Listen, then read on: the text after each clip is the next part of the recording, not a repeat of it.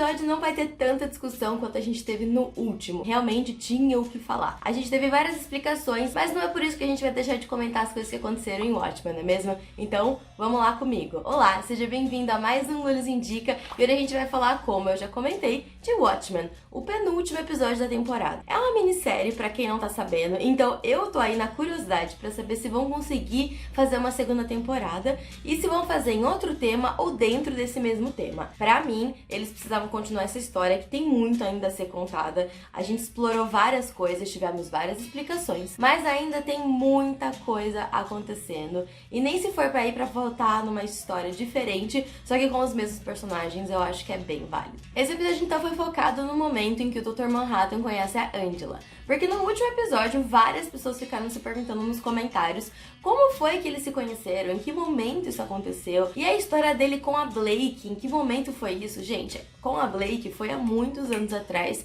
antes dele dar essa sumição e ficar aí 20 anos desaparecido. A história do Dr. Manhattan não é complexa somente pelo fato dele viver em vários momentos ao mesmo tempo, mas também pelo fato de que ele já vive há muito tempo. Então, assim, ele não fica velho que nem a Blake, que nem os outros participantes do Minutemen, ou o avô da Angela, que também tá velhinho com seus 100 e tralala anos. A gente tá falando de um caso muito atípico, ele se tornou um deus. Então, desde o momento em que a persona do John se desfez e ele virou o Dr. Manhattan, isso daí transformou muito quem ele é, e ele fica perdido meio que no espaço-tempo, no sentido de que ele não tem uma idade certa, entendeu? Ele agora é um ser que vive e é isso aí. Bom, a gente soube um pouquinho mais desde a infância dele até uns momentos atuais. Só não foi falado muito do momento em que ele tava com a Blake, mas a gente conseguiu pincelar uns momentos importantes da história deles e descobrir por que diabos o Ozymandias está naquele lugar esquisito lá.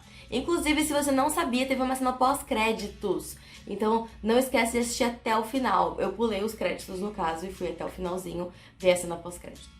Bom, então esse episódio foi focado no Dr. Manhattan e na Angela ao mesmo tempo, porque a gente descobriu como é que foi o relacionamento dos dois. Então, ela realmente cresceu e viveu no Vietnã a vida inteira. E aí, lá pros seus 30 e 40 anos de idade, mais ou menos, eu acho que ela tem, ela tá naquele bar lá sentada, ela é uma policial no Vietnã, e aí chega a atenção dela esse homem vestido de azul falando que é o Dr. Manhattan. É bem óbvio que a Angela o tempo todo acredita nisso, independente das coisas que ela fica pedindo. Eu senti que desde o primeiro momento ela já sabia que era ele. E eu acho isso muito legal, porque ela é uma personagem muito inteligente, então ela não vai ficar naquela de mas será que é você mesmo o episódio inteiro? Em vários momentos ela simplesmente entra na brincadeira do vamos viver uma história juntos, porque ela não consegue acreditar que de fato aquilo vai acontecer. Mas é mais uma coisa do tipo, eu não vou ceder pra esse cara, entendeu? Eu não vou dar meu braço a torcer. Uma coisa muito da parte do flerte em si, não é tão voltado pra questão do tipo, ela acha que aquilo tudo não vai acontecer. Então esse episódio inteiro foi nesse vai e vem, nesses flashbacks e flash meio que forwards, porque em alguns momentos a gente foi até o futuro. Qual foi a aliança de fato que no fim o John teve com o avô dela, né, com o William, a gente não sabe, mas o momento mais insano do episódio, de longe, não sei pra vocês, mas pra mim, foi na hora que ela pergunta do Judge pro avô através do Manhattan 10 anos antes, ou seja, ela planta a sementinha de matar o Crawford na cabeça do avô dela, sendo que ele nem sabia que ele fazia parte do Cyclops. E muito provavelmente ele não faria nada se ela não tivesse usado aí do Dr. Manhattan pra descobrir. E o próprio Dr. Manhattan não entende se aquilo foi uma coisa boa ou uma coisa ruim. É muito curioso essa relação. Eu gostei bastante das formas como as coisas foram acontecendo e como ele deixa de contar algumas coisas pra ela que ela tenha as ideias e realmente faça com que elas aconteçam. Eu acho engraçado porque eu também acho que me perderia quando ele fica falando, isso vai acontecer, isso não vai acontecer. Aí você guarda algumas informações importantes, mas como ele o tempo todo fica prevendo, é difícil.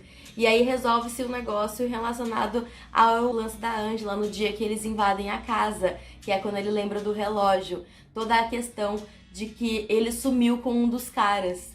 Então foi tipo, porque por self-defense, né? E o Oz, então, foi parar lá no mundo fantástico porque, bom, ele realmente pediu, cara. Ele criou esse universo de Adão e Eva. A historinha dele pequenininho foi muito bonitinha, eu gostei bastante dele contando.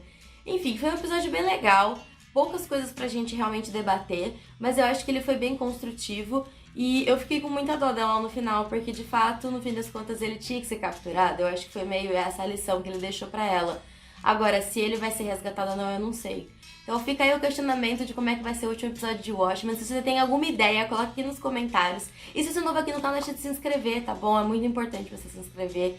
Acompanhar aqui o Lulis Indica, tem muita coisa legal saindo. Deixa o seu like. E é isso, pessoal. Um abraço. Segue no Instagram, segue no Cris do Sofá, que é o podcast que eu faço parte. E até a próxima.